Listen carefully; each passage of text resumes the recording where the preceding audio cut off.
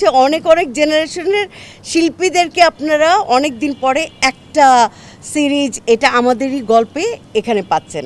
এই যে তার প্রমাণ হচ্ছে নাদের চৌধুরী, ইন্তেখাব দিনার ভাই আছে, দীপা খন্দকার আছে, ইরফান সাজ্জাদ। সে কোন জেনারেশন? আপনি কোন জেনারেশন? কেয়া পায়েল এই জেনারেশনের আছে, আর আমি তো আছি আদিগন্ত এক জেনারেশনের আছে। পরিবার ছাড়া কেউ কোনো দিন শান্তিতে থাকতেও পারে না, কেউ কোনো দিন সফলতা অর্জনও করতে পারে না, এবং পরিবার ছাড়া কোনো কিছুই হয় না। পরিবার ছাড়া মানুষটি আসলে শূন্য।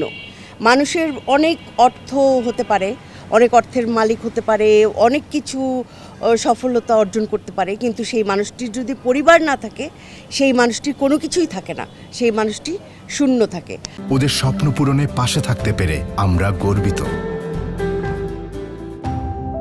আর আমি এখানে অভিনয় করে নতুন করে আমাদের পরিচালক মোহাম্মদ মোস্তফা কামাল রাজকে আবিষ্কার করছি যে এত এত কঠোর পরিশ্রম উনি করছেন। আমি রীতিমতো ভরকে যাচ্ছি, চমকে যাচ্ছি যে ও মাই গড, আমি তো মোটামুটি তার ছোটোবেলা থেকেই তাকে দেখি কাজ করতে, কিন্তু এত কঠোর পরিশ্রম নিয়ে অত্যন্ত মনোযোগ সহকারে উনি নির্মাণ করছেন। এটা আমাদেরই গল্প এই সিরিজটি, যে উনার কষ্ট দেখে, উনার পরিশ্রম দেখে, উনার মেধার সর্বোচ্চ ঢেলে দিচ্ছেন সেটা দেখে তখন আমরাও নড়ে চড়ে বসছি, আমরাও একটা মানে শক্তি নিয়ে এগিয়ে যাচ্ছি যে সবাই একদম সাত সকালে এসে হাজির, স্ট্যান্ড বাই, একদম হাজির, কেউ দেরি করছি না, সবাই মেকআপ, গেট আপ, কস্টিউমে সবাই প্রত্যেকেই সচেতন, আর প্রত্যেকে অ্যাক্টিংয়ের ব্যাপারে কেউ কাউকে ছাড় দিচ্ছেন না।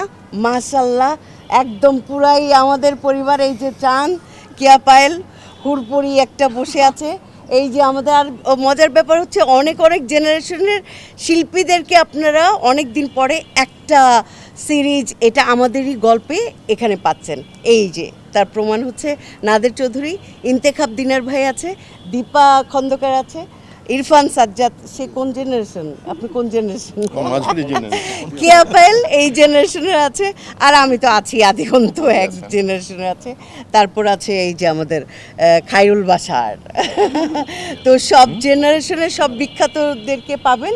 আর ওই যে একজন পুচকা বসে আছেন অতিথি, ও সে অতিথি খুবই মিষ্টি চরিত্রে অভিনয় করছেন। আর এই যে আমাদের অনেক স্বনামধন্য একজন গায়ক আরিফিন রুমি, সে বরাবরই সিনেমাওয়ালার সব কাজে মারাত্মক মারাত্মক সুরের জাদু ছুঁয়ে দেয়, মানে মন্ত্রমুগ্ধের মতো তার গানের সুর মনে হয় যেন সিনেমাওয়ালাতেই এসে একেবারে ফাটিয়ে দেয়, নাকি রুমি? অথবা আমাদের জন্য সে অন্তপ্রাণ একদম। তার সুর আসলেই, আমি যেমন গতকাল শুটিং করছিলাম আর বারবার বলছিলাম যে ভাই ওই একটু মিউজিকটা একটু ছেড়ে দেন তো ভাই, ডায়লগ বলার আগে মিউজিকটা একটু বন্ধ করেন, তার আগে ইমোশনটা চলে আসে। তো এইরকমই সবাইকে পাচ্ছেন, পরিবারকে পাচ্ছেন, পরিবার ছাড়া সব কিছু শূন্য। ভালো থাকবেন।